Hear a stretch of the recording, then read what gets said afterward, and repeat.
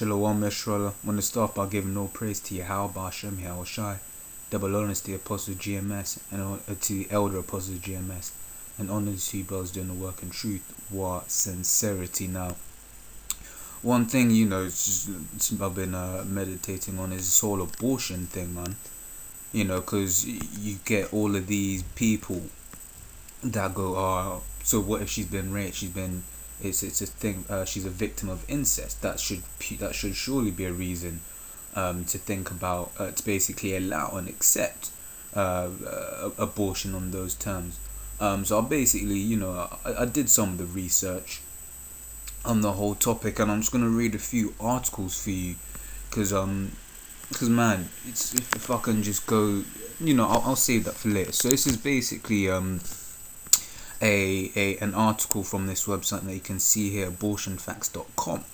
Right, and I'm gonna jump down to this paragraph. You can read all of it if you wish, but the first couple paragraphs is just preamble for the most part. So it says the reason most people reach the wrong conclusion about abortion in cases of rape and incest is that the actual experience of sexual assault victims who became pregnant are routinely left out of the debate.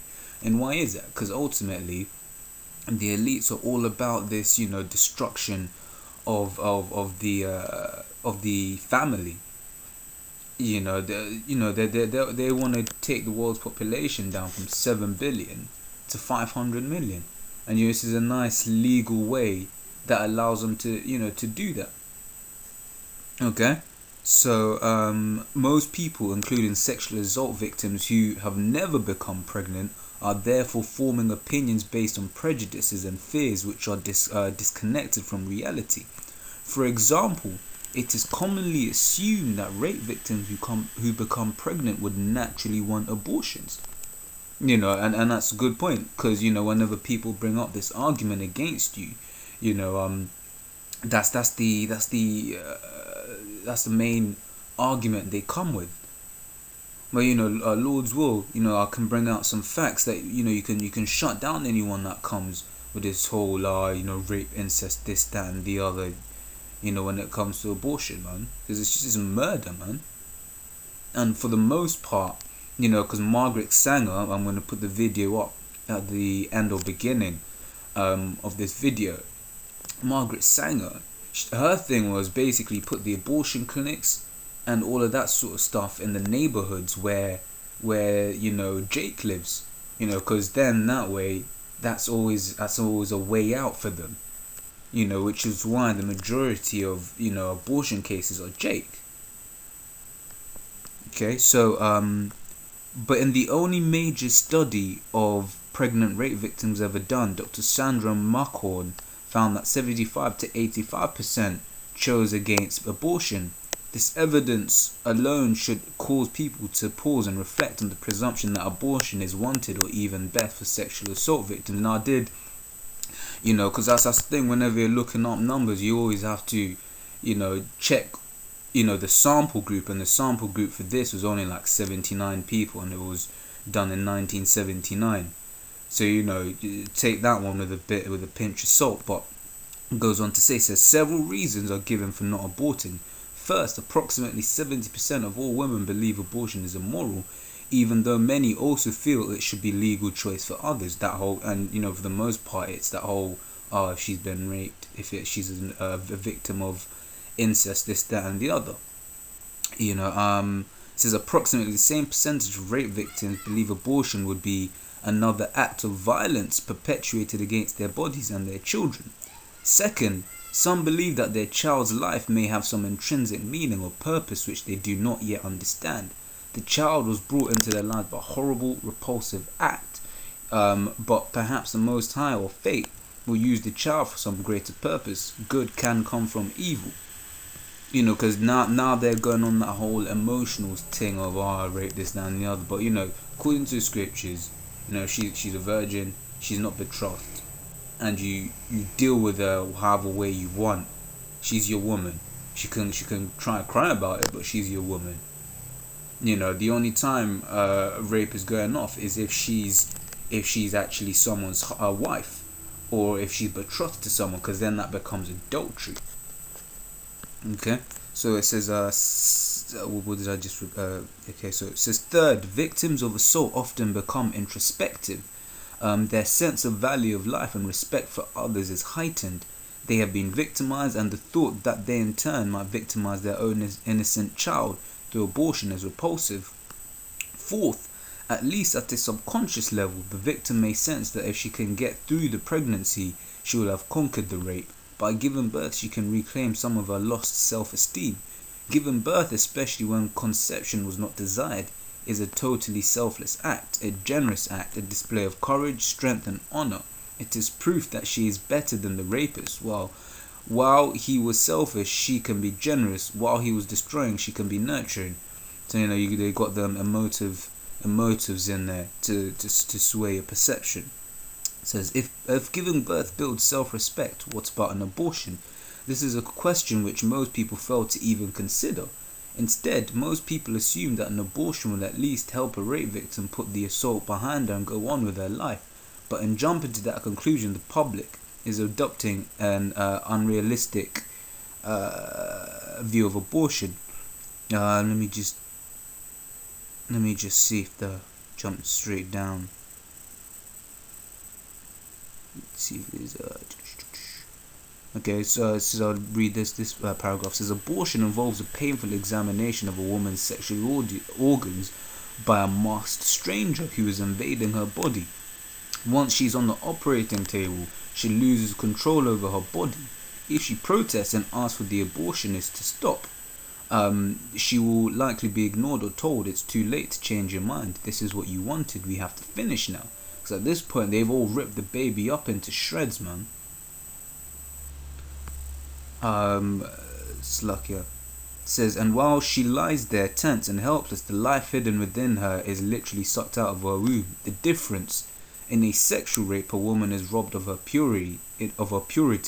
In this medical rape, she is robbed of her maternity.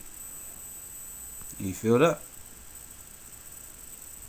Okay, so it says, second research shows that after any abortion, it is common for women to experience guilt, depression, feelings of being dirty, resentment of men, and lowered self-esteem.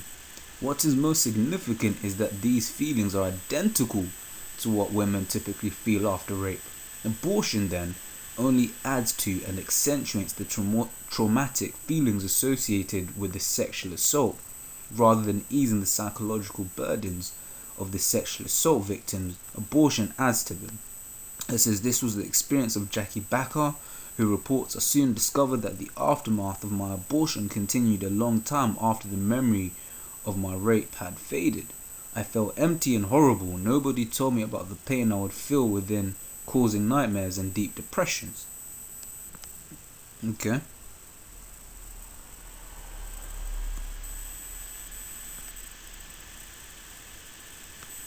So the case against abortion of incest pregnancies is even stronger. Studies show that incest victims rarely, and listen to this, studies show that incest victims rarely ever voluntarily agree to an abortion. Instead of viewing the pregnancy as unwanted, the incest victim is more likely to see the pregnancy as a way out of the incestuous relationship, because the birth of her child will expose the sexual activity. So it says she is also likely to see in her pregnancy the hope of bearing a child with whom she can establish a true loving relationship, one far different from the exploitative relationship in which she has been trapped. But while the incest victim may treasure her pregnancy because it offers her hope of release and the hope of finding and nurturing love, her pregnancy is a threat to the exploiter. So it's so all this abortion thing, people, like I was saying, people throw around this this belief that all incest victims want to get abortion. This is telling you that really and truly all it does is it gives in you've heard the stories of, oh yeah, mom's boyfriend did this, that, and the other. All it does is help to mask that. So, whenever someone comes with that argument there, you just tell them, nah, on a level, that's not what I want. That's, For example, Edith Young, a 12-year-old victim of incest impregnated by her stepfather, writes, 25 years after the abortion of her child, throughout the years I have been depressed, suicidal, furious, outraged, lonely, and have felt a sense of loss. The abortion, which was to be in my best interest, because at the end of the day, you're a young child. You got this old man, someone like you're supposed to be like your father, who basically wants to hide his acts. He doesn't want anyone knowing what he's been getting up to. He's gonna tell that little girl, look, this is in the best interest. You have to do this, that, and the other. Yeah. And that's it on that. So now this is from this is data from the. Now let me just read it. In 1988, the Alan Guttmacher Institute conducted a survey of women who were getting abortions, asking why they had made this decision. They received responses from 1,900 women at 27 abortion clinics and 3 hospitals. The results were printed in Family Planning Perspectives, Planned Parenthood's magazine. Both the Guttmacher Institute and Planned Parenthood are pro-abortion. Alright, so when you look at these numbers, you can't say, this is pro-life people who are trying to, fix the figures to make it look better on themselves, to help argue against the whole rape and incest argument. This is from pro-abortionists who are bringing out this data. And if you look at the numbers here, okay, so it says woman is concerned about how having a baby could change her life, 16%. Woman can't afford a baby now, 21%. Woman has problems with relationship and wants to avoid single parenthood, 12%. But let me just get to the point. Woman was victim of rape or incest, 1%. Right? And if you look at the one down here, it says deformed baby, less than 3%. Threat to life or health of mother, maybe 3%. Rape and incest, 1%. Mother has social problems, 93%. Because at the end of the day, abortion is a totally selfish act. And who do you have to blame for that? Esau, the so-called white man, the devil, the wicked. He's put women into this position where they literally have power over life and death. If you was to kill a woman with a child, that's double homicide. So why is it any different when a woman decides to go to flipping abortion clinics? So this is 54,559,615 abortions since Roe versus Wade decision in 1973. Now you can look up that little court case there. It says a new estimate published by the National Right to Life Committee indicates that they have been an estimated 54 million abortions since the Supreme Court handed down its 1973 decision allowing virtually unlimited abortions. Although the March for Life took place today, yesterday was the 39th anniversary of that case. Now, if you 55 million, let me put that into perspective. The population of the United States right now is around 330 million. 55 million people. 55 million babies have been murdered during that period of time. If this was an African leader, so-called, who had killed 55 million people, you think the US wouldn't have gone and brought out the whole military against this man? Think this man wouldn't be down at flipping at The Hague for crimes against humanity? If this is a crime against humanity, 55 million abortions since 1973. So the analysis also found that the best estimate for the current number of annual abortions in the US, involving both surgical abortions and procedures as well as the dangerous abortion drug RU486, is 1.2 million. 1.2 million abortions each year. And this is just data for the United States. This is just data for the United States. So how about worldwide? And the thing is, in the next article I'm going to read, it's basically just going to show you that although these numbers are there, it's not that they're not actually full numbers. So Governor Rick Perry marked the 38th anniversary of what he called the tragedy of the U.S. Supreme Court's landmark Roe versus Wade decision by speaking to fellow abortion opponents at the January 22 Texas Rally for Life outside the Capitol building. Perry said that since the 1973, which established abortion as a constitutional right, 50 million children have lost their chances. That is a catastrophic number. Alright, did I mark something out? So it says here, you can read the whole article, it says, we also saw abortion numbers from other sources. Data from the CDC indicate that there were 37.8 million abortions from 1973 through 2006. However, according to the CDC's website, states are not required to report abortion information to the agency, so in some years the numbers are incomplete. For example, the CDC's 2006 data do not include information on abortions in California, Louisiana, or New Hampshire. And like I was saying, that number could be significantly greater than the 50 something million. And then they basically say down here, we rate Perry's statement true. And then I remember I've lost the data now, but when I was basically looking up, it was basically something like 33,000 victims of rape or something like that. But 1.2 million babies are being aborted. And now to jump onto the black woman. Right, so approximate number of African American deaths since 1973, based on statistics available from the US CDC. Like I said, this number here, the abortion number, could be greatly higher than that. It could be greatly higher than that, because don't forget, these are the same people that said only a few hundred people died in Panama.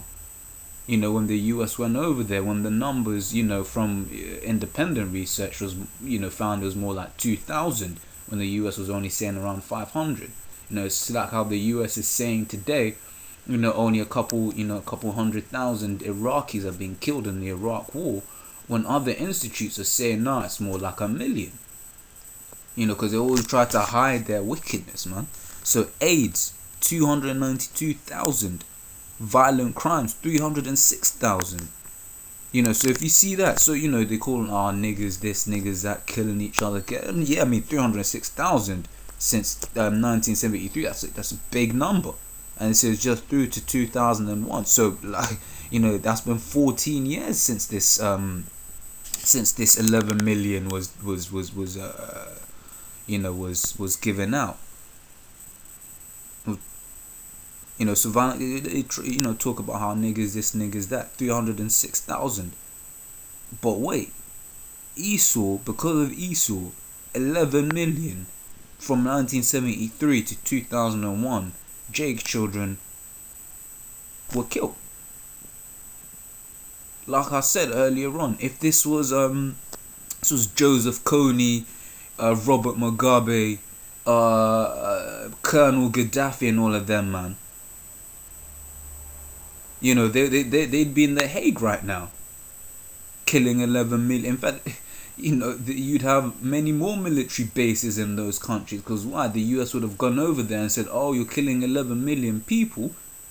You've killed 11 million people in this period of time. You have to be put to death. Oh, well, not put to death, but we have to do something about you.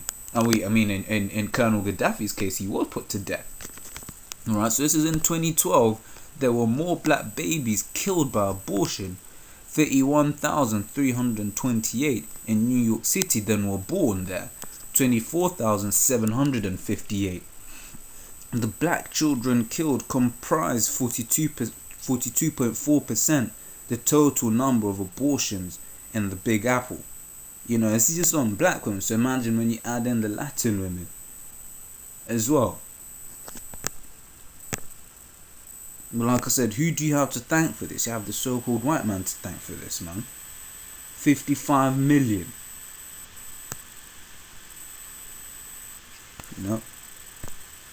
This is Exodus. Now jump onto scriptures. Exodus 21 and 22 says, if men strive and hurt a woman, that's lucky, and hurt a woman with child, so that her fruit depart from her, and yet no mischief follows, he shall be surely punished according to the woman's husband will lay upon him, and he shall pay as the judges determine. And if any mischief follow, then thou shalt give life for life, eye for eye, tooth for tooth, hand for hand, foot for foot, burning for burning, wound for wound, and stripe for stripe. So what's that telling you? That's telling you plain and simple that a woman with child, a life in a child's womb, in a woman's, Salakia, a baby in a woman's womb is counted as a life. Because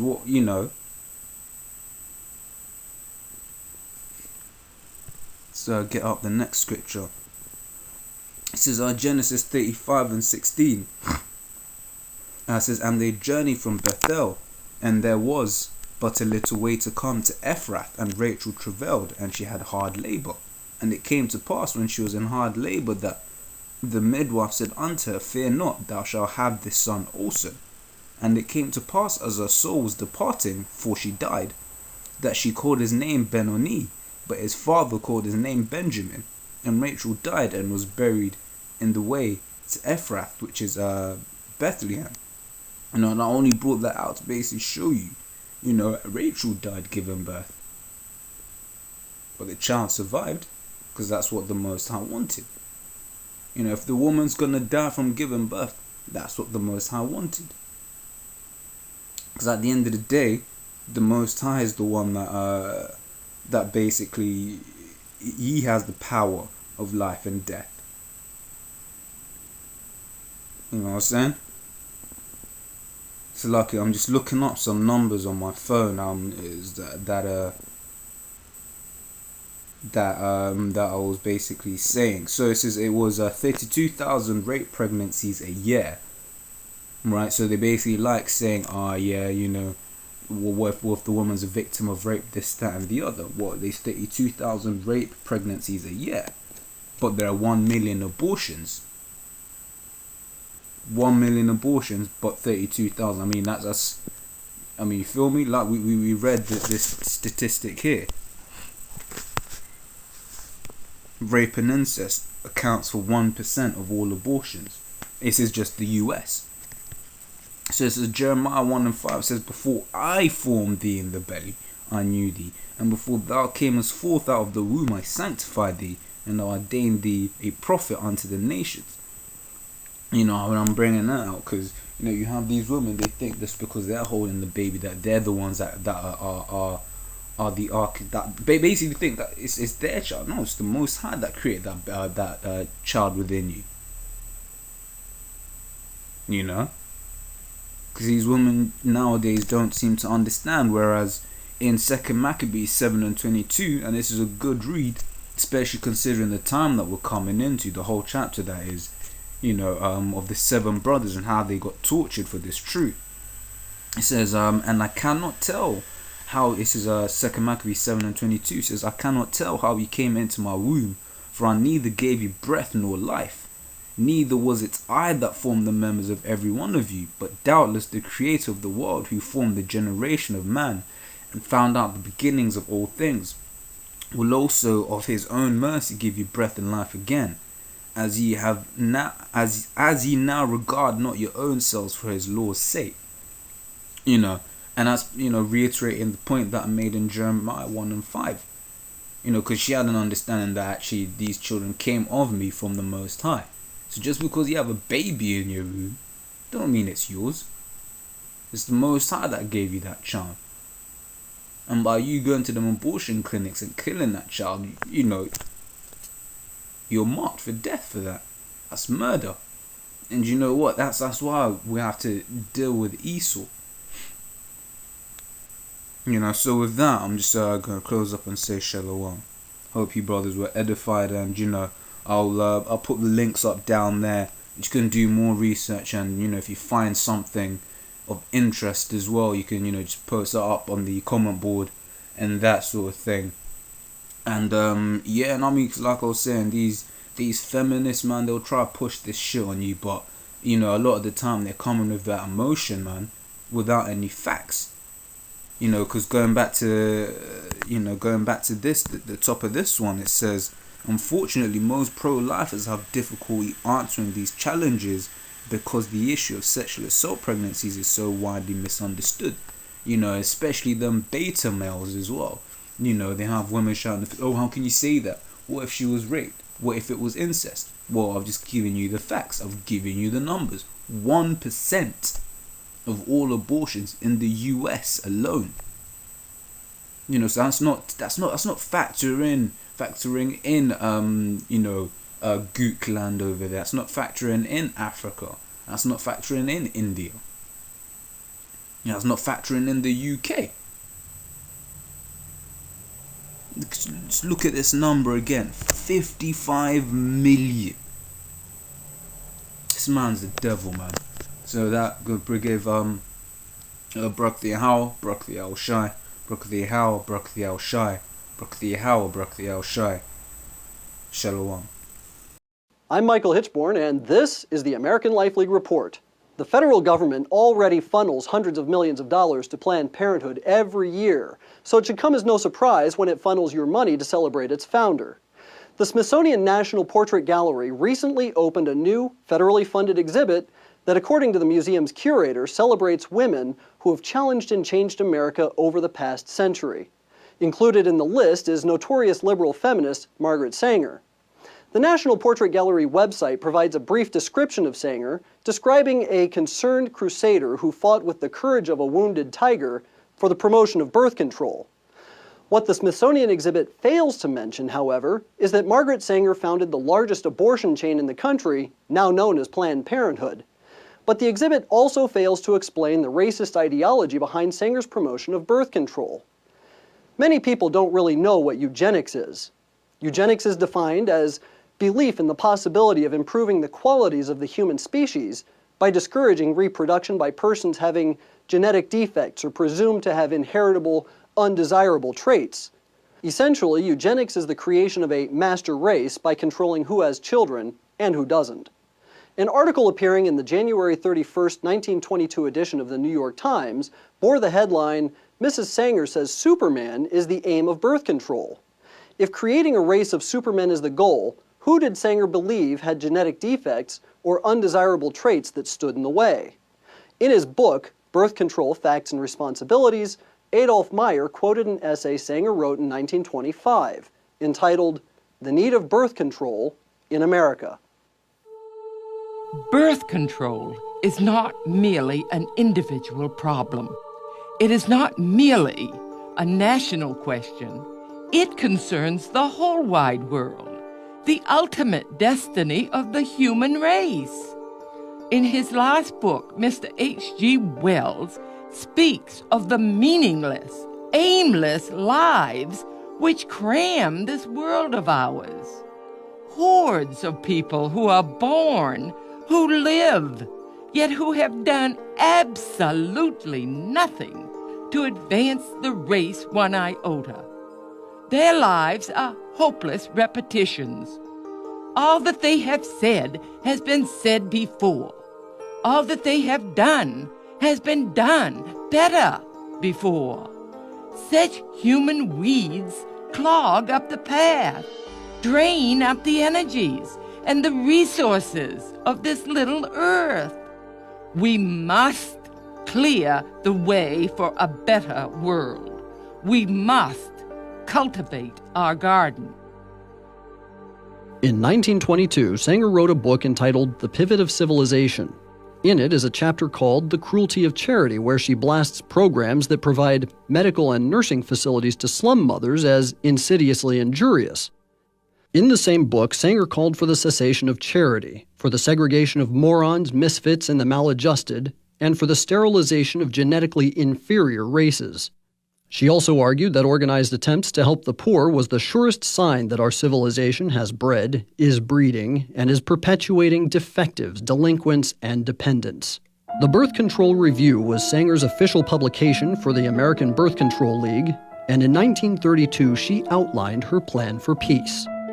The main objectives of the Population Congress would be to apply a stern and rigid policy of sterilization and segregation to that grade of population whose progeny is already tainted, to give certain dysgenic groups in our population their choice of segregation or sterilization, and to apportion farmlands and homesteads for these segregated persons where they would be taught to work under competent instructors for the period of their entire lives.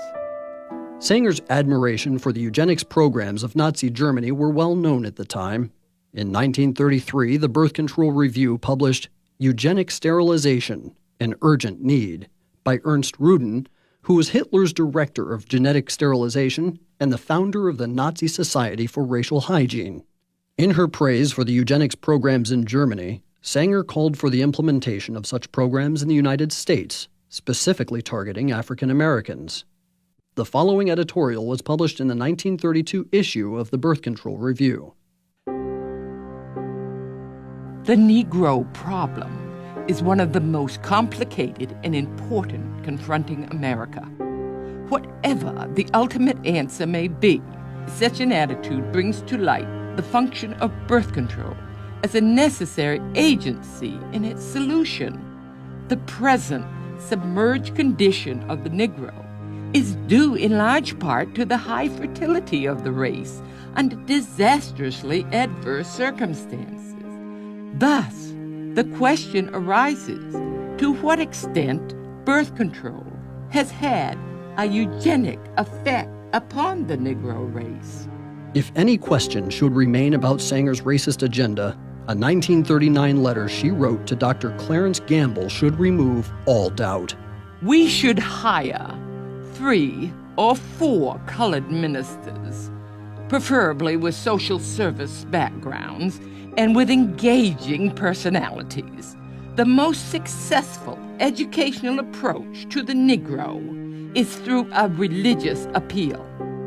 We don't want the word to go out that we want to exterminate the Negro population. And the minister is a man who can straighten out that idea if it ever occurs to any of their more rebellious members. Can there be any wonder why Planned Parenthood opens its facilities in poor inner-city neighborhoods populated by minorities? Can there be any doubt that Sanger's philosophy of creating a pure race is what fuels Planned Parenthood's support of embryonic stem cell research? Margaret Sanger was a racist. She's responsible for the millions of babies that have been ethnically cleansed from our country and should not be celebrated by the taxpayer-funded Smithsonian. Please visit the website and contact the Smithsonian demanding that materials on Sanger be removed from the exhibit. For American Life League, I'm Michael Hitchborn.